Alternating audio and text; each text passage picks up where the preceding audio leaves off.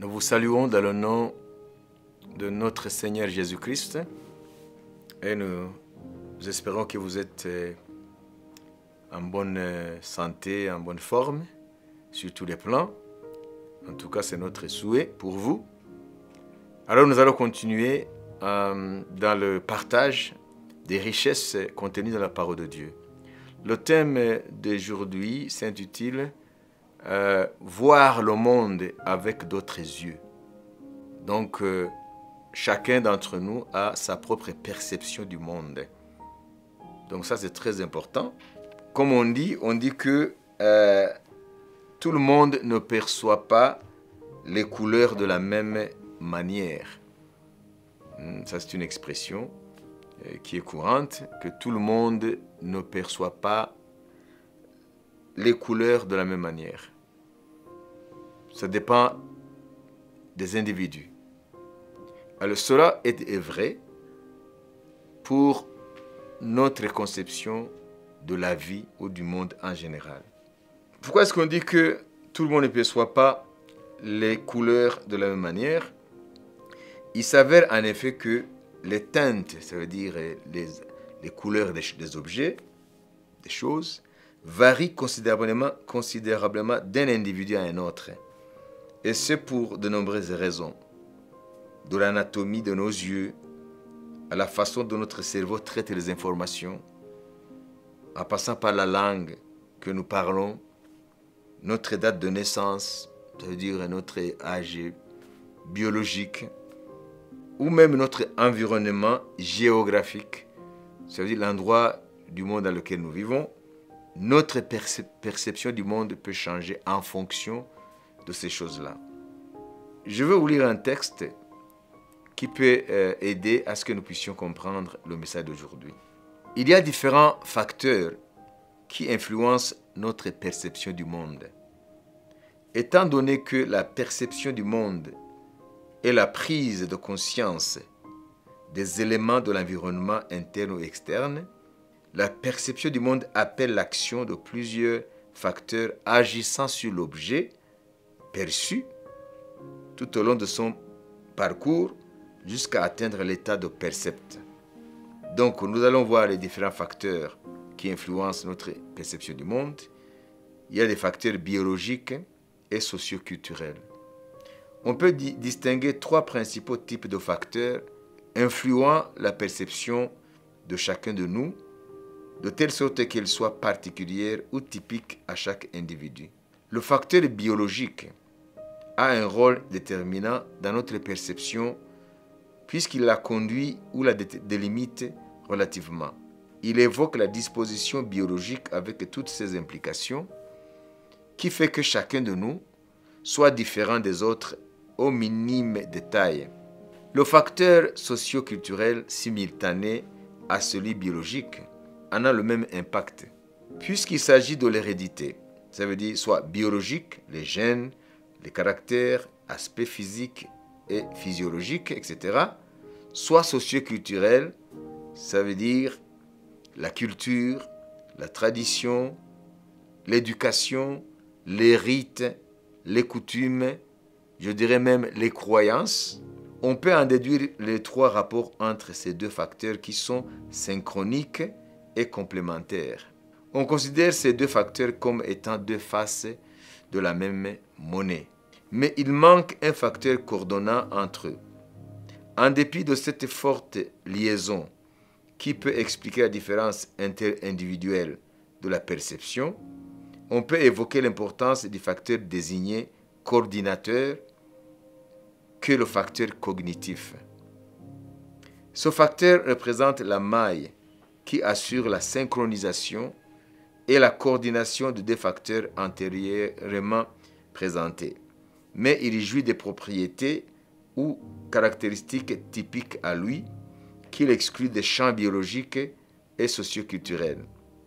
Importance du facteur cognitif sur notre propre perception du monde. Le facteur cognitif met en action plusieurs sous-facteurs tels que l'attente du sujet de ce qu'il fait ou pense, ses ambitions, ses intérêts personnels, sa personnalité, son style de vie, etc.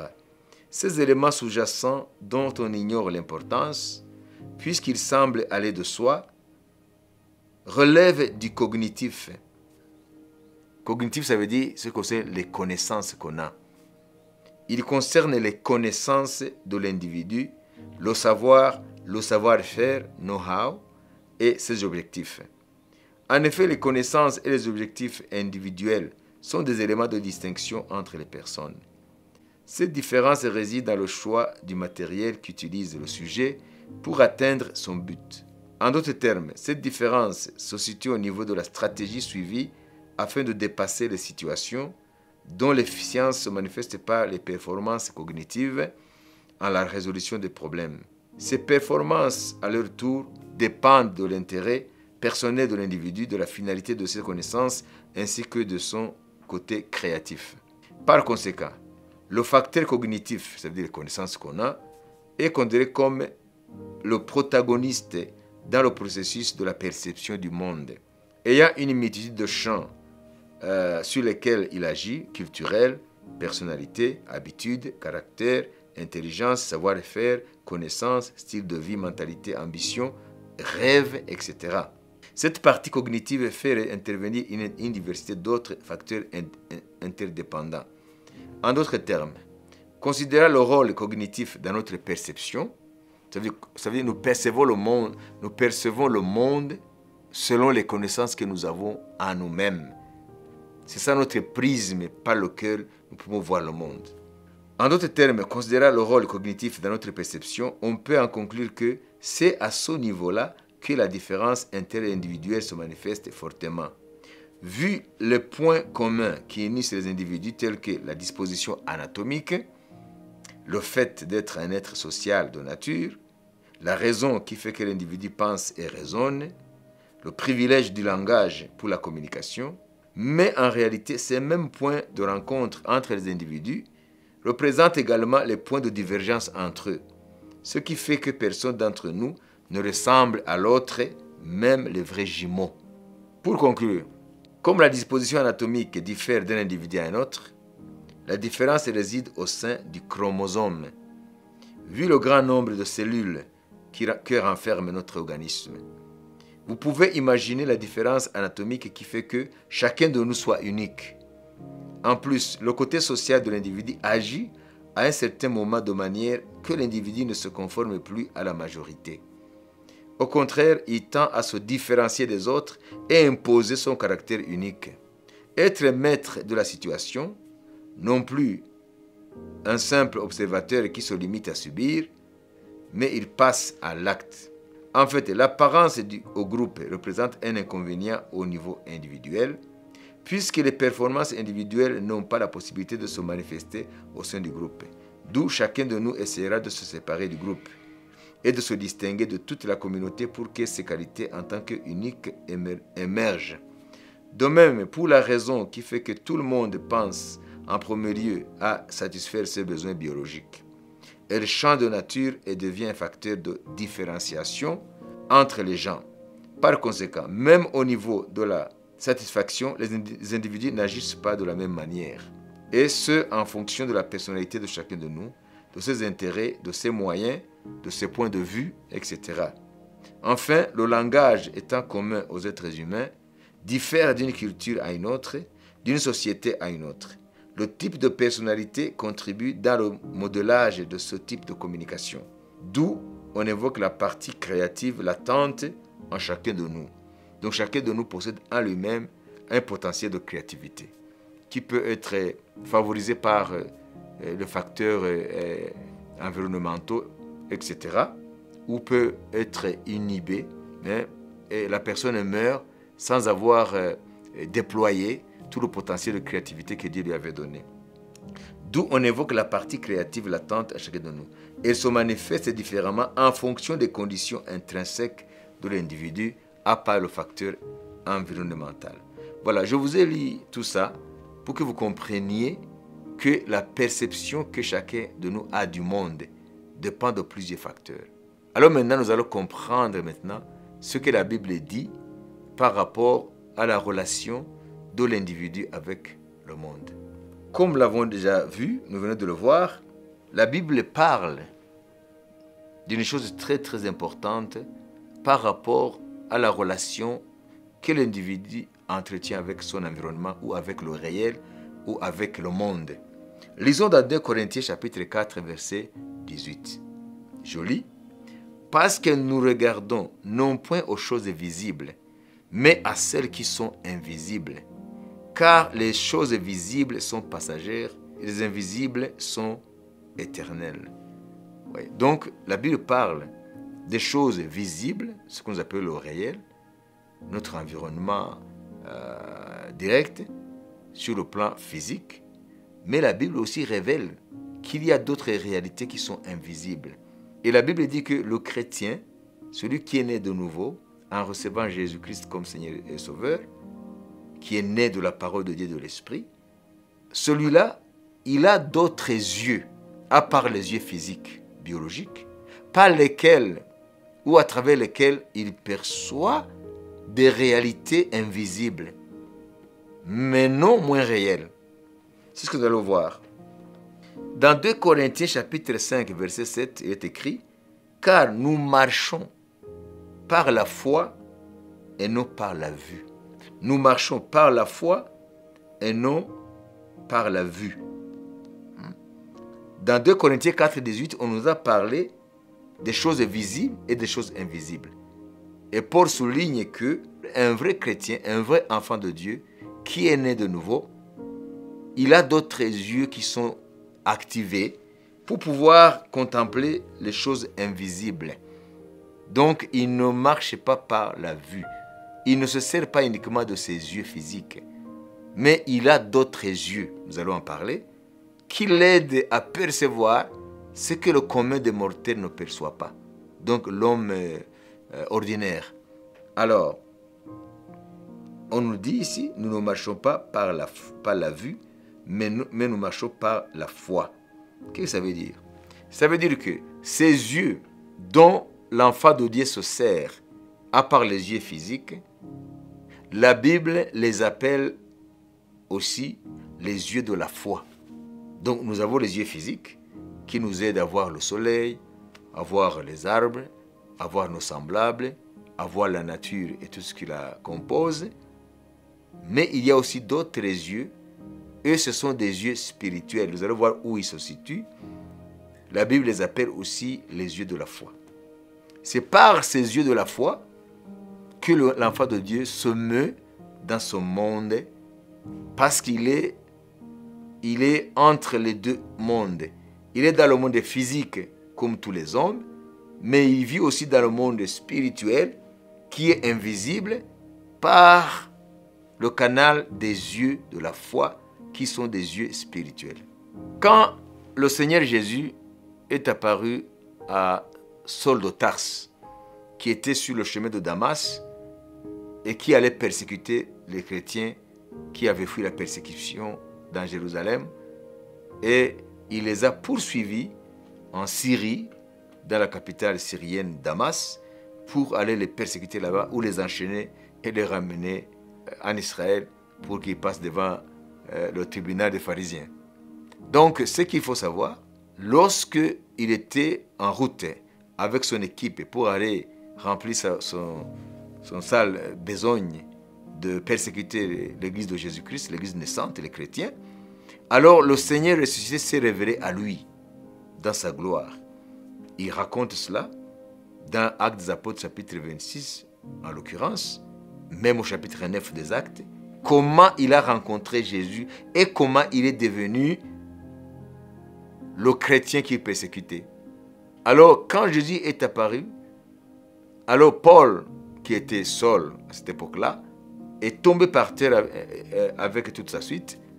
Et alors, il a entendu une voix audible lui parler dans sa langue maternelle, l'hébreu.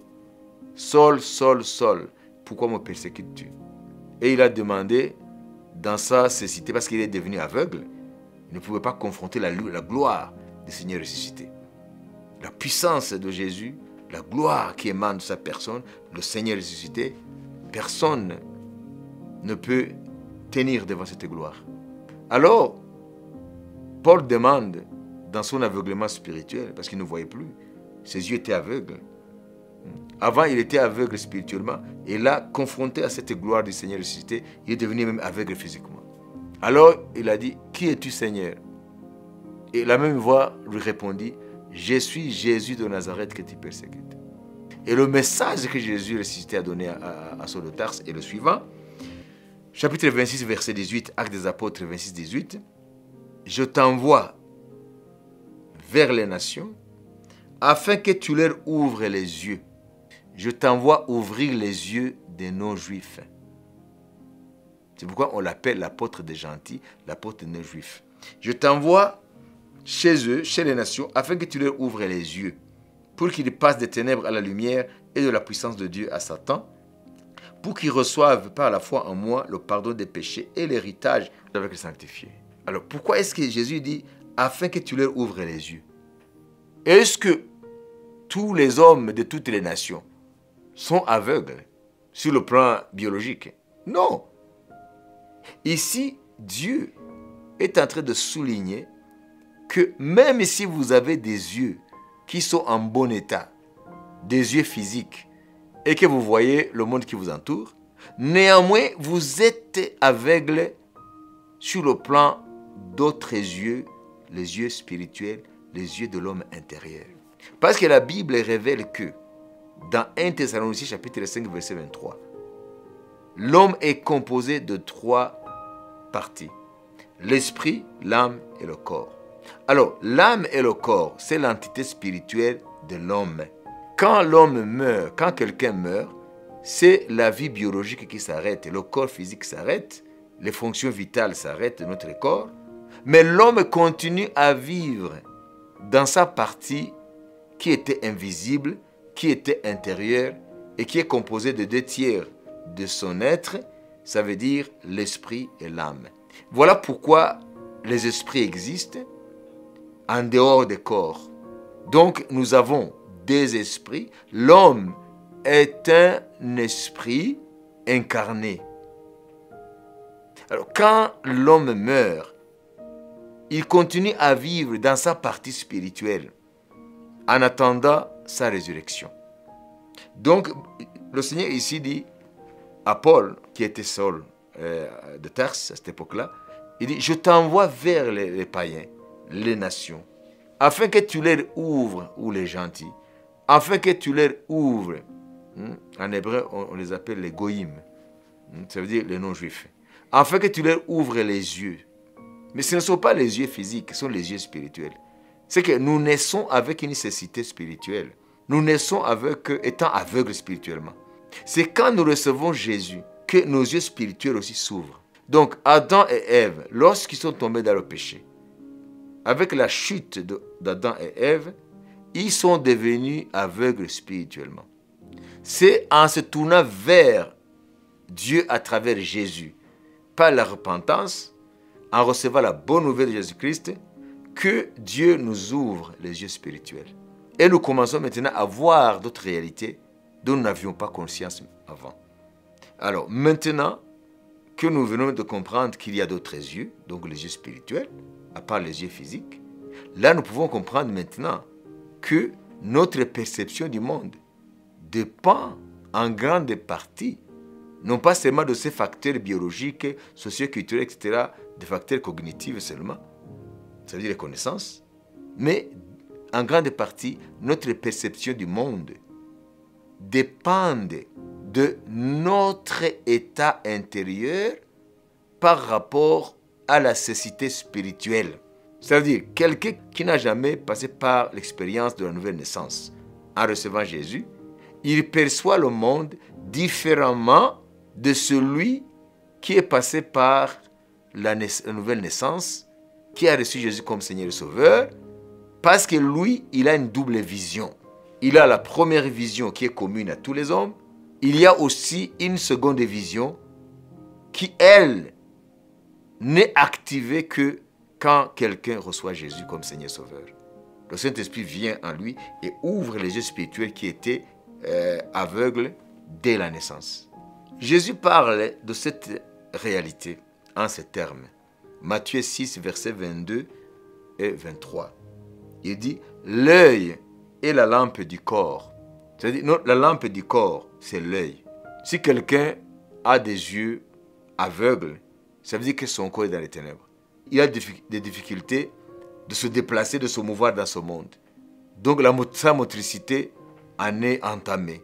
Donc il perd les facultés de motricité parce que il peut se mouvoir, oui, mais il faut qu'il sache et se dirige dans quelle direction. Donc Jésus dit, l'œil est la lampe du corps. Si ton œil est en bon état, tout ton corps sera éclairé. C'est-à-dire, si nous avons des yeux en bon état, notre corps est éclairé. Ça veut dire la réalité que nous percevons nous revient sous forme de boomerang pour nous éclairer. Mais il continue en disant, mais si ton œil est en mauvais état, tout ton corps sera dans les ténèbres. Ici, il y a une réalité physique, mais qui nous conduit à une réalité spirituelle.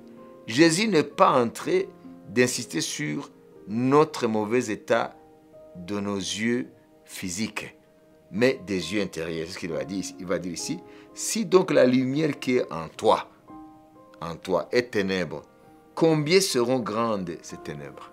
Ouais. Ça veut dire que nous percevons le monde selon l'état de notre âme et de notre esprit. Ça veut dire, si nous n'avons pas la parole de Dieu en nous pour nous éclairer, nous avons une certaine perception du monde qui n'est pas vraie selon le critère de Dieu. Alors pourquoi est-ce que la Bible dirait que Satan, le serpent ancien, séduit toute la terre? Est-ce que vous croyez que tous les hommes aujourd'hui, plus de 8 milliards, qui habitent la planète, savent qu'ils sont dans la séduction? Non! Pourtant la Bible dit que toutes les nations sont sous la séduction. Pourquoi? Lisons ici dans l'Apocalypse. Apocalypse 12, au verset 9.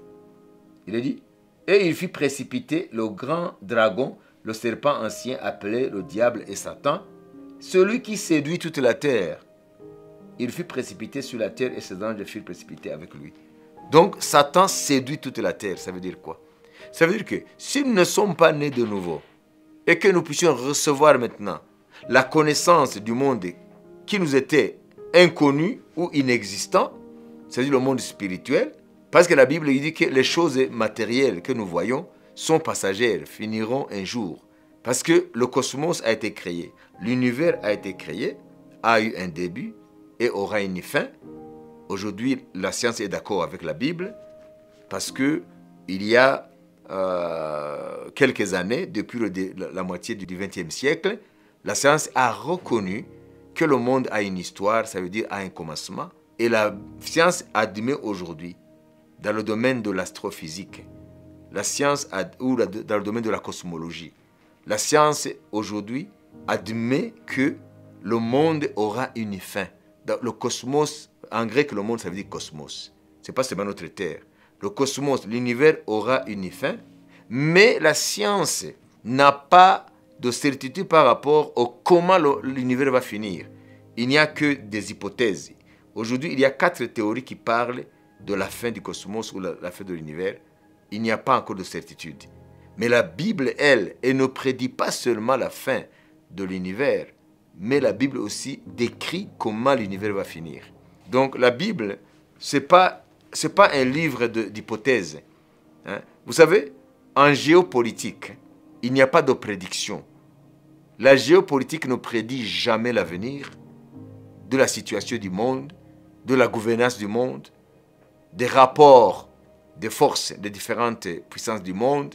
La géopolitique ne donne que des analyses. Les résultats qui viennent des analyses. La géopolitique ne fait qu'analyser la situation du monde géopolitique. Les rapports des forces des nations, etc. Mais la Bible ne donne pas des analyses, des résultats des analyses des événements. La Bible prédit, annonce les événements majeurs de l'histoire du monde, prédit ces événements, décrit ces événements, révèle qui en sont les acteurs, visibles et invisibles, et par-dessus tout, révèle une volonté derrière ces événements lorsqu'ils auront lieu révèle la volonté de celui qui a voulu que ces événements arrivent. Ça veut dire Dieu lui-même. Donc c'est ça la différence entre la Bible et la géopolitique. Donc la Bible annonce les événements majeurs de l'histoire des nations, mais révèle aussi que Dieu en est l'auteur. Voilà. Donc ce qu'il faut savoir ici, c'est que Jésus révèle dans Matthieu 6, 22, 23, le passage que nous venons de lire, que les yeux intérieurs, les yeux spirituels, les yeux de la foi sont déterminants dans notre perception du monde. Alors, si tu veux voir le monde tel que Dieu le voit, tu ne le verras pas avec les yeux, tu ne vas pas utiliser les yeux physiques. Parce que les yeux physiques nous trompent. Parce que les yeux physiques, les yeux biologiques, les yeux de la chair, ne nous donnera que une perception tronquée. Parce que derrière ce que nous voyons, il y a d'autres réalités invisibles qui influent sur les réalités visibles. Donc Jésus dit ici, si ton être intérieur est dans les ténèbres spirituellement parlant, alors ta perception que tu auras du monde sera fausse. Parce qu'ici nous avons vu dans Apocalypse chapitre 12 verset 9 qu'il y a quelqu'un dans le monde invisible qui s'appelle le dragon, le serpent ancien, Satan, le diable, qui agit derrière le rideau, derrière le visible, pour influencer notre perception du monde. C'est pourquoi beaucoup de gens, c'est lorsqu'ils meurent, lorsqu'ils quittent ce corps, qu'ils réalisent qu'ils avaient d'autres yeux, dont ils ne se sont jamais servis dans leur vie. Mais malheureusement, c'est un point de non-retour. Ils ne peuvent plus revenir dans leur corps pour s'incarner de nouveau et commencer à utiliser et les yeux physiques pour nous mouvoir dans le monde physique et les yeux spirituels pour voir les réalités invisibles derrière celles qui sont visibles. Alors, je conclurai en vous disant que c'est très important, surtout dans ces jours où le monde vit des événements majeurs, des changements en grande mutation. Donc aujourd'hui, le monde vit un changement vertigineux, des changements rapides, les choses bougent très rapidement. Donc il y a une grande mutation perpétuelle, à un rythme très très soutenu. Donc il faut maintenant savoir comment est-ce que je dois percevoir la réalité qui s'offre à mes yeux. Comment juger la guerre d'Ukraine? Est-ce que vraiment c'est un problème entre humains seulement? Je sais que nous avons aussi des problèmes avec les médias. Chaque médium raconte sa version de l'actualité selon ses visées, selon son éditorial, etc. Alors, comment est-ce que moi, le commun des mortels, l'homme ordinaire, je peux percevoir la réalité sans tomber dans cette séduction qui émane du monde des ténèbres? Il n'y a pas d'autre chemin. De ne pas être le jouet du mirage qui s'offre à nous. Ce que nous voyons avec nos yeux physiques, ce n'est que du mirage. Ce n'est pas la réalité. Donc Satan nous trompe. C'est ce que le philosophe Platon, philosophe grec du 5e siècle, 4e siècle avant Jésus, a décrit dans sa philosophie en utilisant l'allégorie de la caverne. Ça veut dire les gens qui sont nés dans la caverne et qui ont grandi, alors on leur balance devant leurs yeux des silhouettes et ils prendront ces silhouettes, ces images comme la réalité. Alors que ce n'est pas la réalité, c'est la projection de ce qui émane de là où ils ne voient pas. Et lorsqu'on sort quelqu'un de la caverne et qu'il confronte pour la première fois la lumière du jour, du soleil, mais il est aveuglé. Et lorsqu'il va s'habituer et qu'il va voir les choses dont il ignorait l'existence, et s'il peut communiquer avec ceux qui sont restés dans la caverne, mais ceux qui sont dans la caverne le traiteront de fou, parce qu'ils racontent des choses qui ne sont pas dans leur imagination. Voilà, donc Platon dit que nous les hommes dans notre monde, nous sommes comme des gens qui vivent qui naissent dans la caverne, qui grandissent dans la caverne, qui meurent dans la caverne. C'est quand on sort de la caverne qu'on comprend qu'il y a d'autres réalités. Oui, Platon n'était pas loin de la révélation de la Bible. Ça veut dire que les hommes sont dans la caverne, spirituellement parlant. Parce que Platon, dans sa philosophie, il prend la vision du monde, il les sépare en deux parties. Donc il y a ce qu'il appelle le monde est sensible, ça veut dire le monde que nous voyons avec nos yeux physiques, entendons avec nos oreilles. Et il y a aussi le monde suprasensible, ou le monde des idées. Pour Platon, la réalité est invisible. Ce que nous voyons, ce n'est que le reflet de ce qui est invisible. Donc la réalité des choses se trouve au-delà de ce que nous voyons. Voilà ce qu'il explique par l'allégorie de la caverne. Alors, en guise de conclusion, j'aimerais t'interpeller, toi qui me suis, en ce qui concerne la perception du monde. Comment tu perçois le monde? Tu perçois le monde avec quels yeux? Ce que toi tu crois être vrai, tu le crois comment? Par quel moyen? Ce que toi tu penses aujourd'hui être le vrai, qu'est-ce qui est le fondement de la véracité de ce que tu crois être vrai? Et si tu te trompais? Et si tu vis dans le mensonge? Et si tu vis dans une réalité qui n'en est pas une? Si tu vis aujourd'hui dans la séduction du serpent ancien Satan, il t'enferme dans une utopie, dans une chimère, dans quelque chose de virtuel qui n'a rien à voir avec la réalité.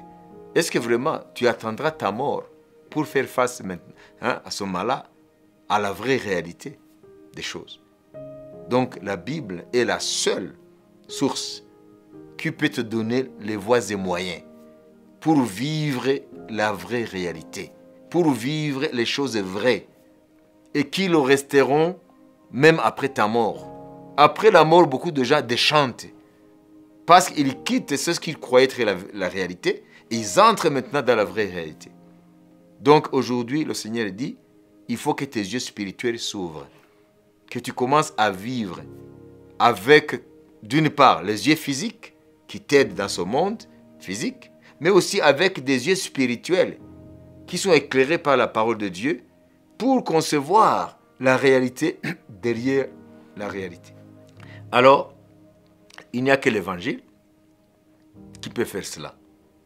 Voilà pourquoi Jésus-Christ, le ressuscité, a dit à Saul de Tarse qu'il a fait de lui l'apôtre envoyé chez les païens ou parmi les non-juifs ou les nations pour leur ouvrir les yeux. Donc aujourd'hui, il se pourrait que tu sois aveugle. Oui, les yeux physiques fonctionnent, mais il y a une autre réalité qui t'est cachée. Donc il faut que tu te tournes à Jésus par la foi, en acceptant l'évangile de Jésus-Christ. Je ne parle pas de la religion chrétienne. Je parle de la personne de Jésus-Christ de Nazareth, Dieu qui s'est fait homme. Il a dit lui-même, je suis la lumière du monde. Celui qui me suit ne marchera jamais dans les ténèbres, mais il aura la lumière de la vie. Donc Jésus vient et ouvre tes yeux spirituels. Et tu vas commencer à contempler une autre réalité qui était là, mais dont tu n'avais pas conscience. N'attends pas ta mort pour faire face à une autre réalité qui était là et qui est éternelle.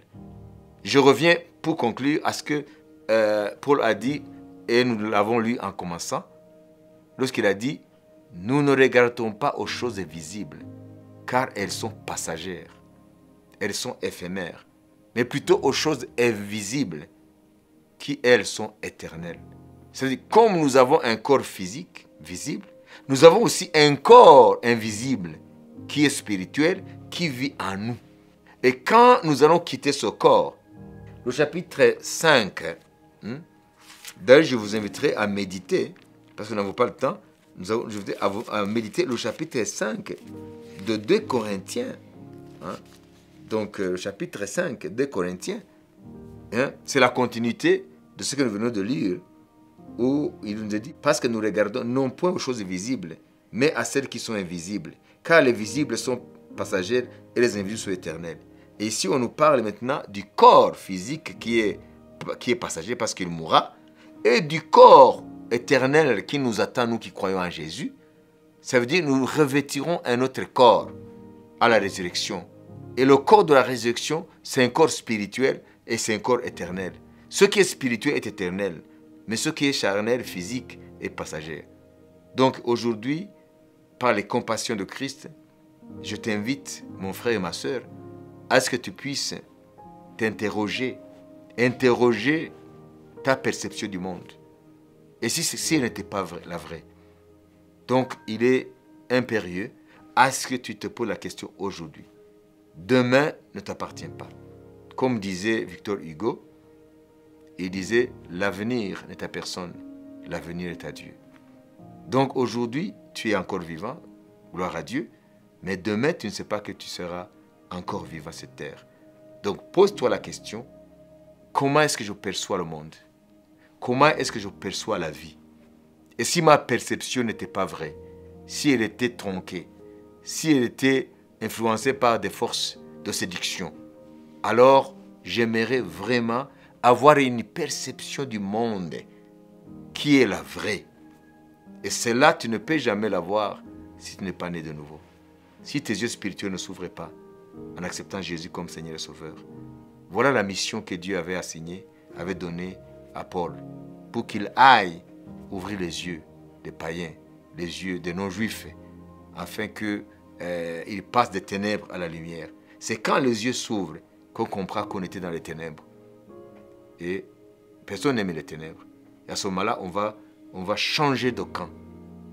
Ça veut dire qu'on va, littéralement, on va changer de camp, passer des ténèbres à la lumière et passer de la puissance de Satan à Dieu et recevoir par la foi le pardon des péchés et, in fine, hériter avec tous les saints l'héritage éternel qui ne peut se corrompre ni se flétrir, qui nous attend au ciel.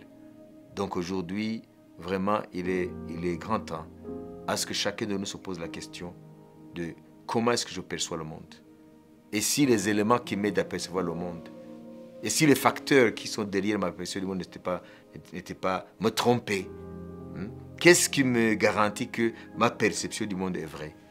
La Bible seule peut nous aider à percevoir le monde d'une façon authentique, dont nous ne regretterons jamais, même après notre mort. Que Dieu vous bénisse. Amen.